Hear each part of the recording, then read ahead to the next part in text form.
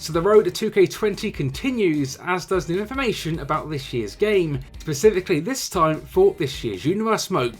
Now at this point we're all pretty much aware what Universe Mode is, as it's probably the most played mode each year, but it's also a mode that generally doesn't get to see too many updates. But the good news though is that this year we do have some, with this video covering 15 updates and improvements for Universe Mode in 2K20. Now as we know from the previous games, the Universe Mode match card has been locked down to 7 for both minor and major shows, but in 2K20 this has been raised from 7 to 9. That is not the only match limit that's been raised, as pay-per-view match limits have doubled from 7 to 14. Another raise sees a slightly bigger amount of title matches per major show, with that going from 6 to now 7. Simultaneous rivalries within your universe has been increased to 4, whereas it was previously limited to 3. Universe pay-per-views are no longer restricted to having 2 major show hosts, as you can now have 3, for example Raw, SmackDown and NXT. There is also more freedom when it comes to deleting and adding promos and match types to your shows.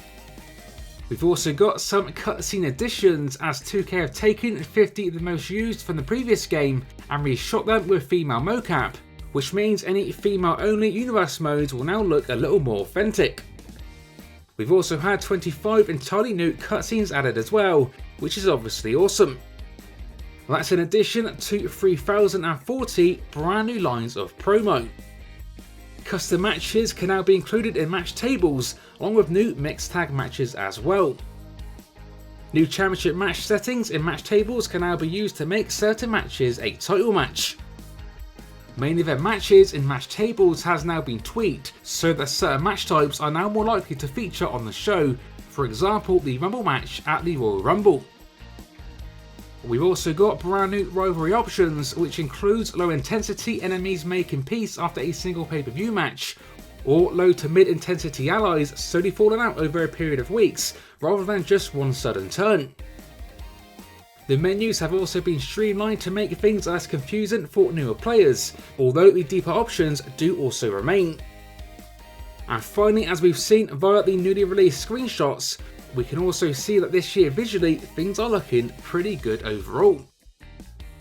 So all in all, I would say not massive changes by any means, but definitely some pretty nice smaller ones that should make for an improved Universe Mode experience this year in 2K20.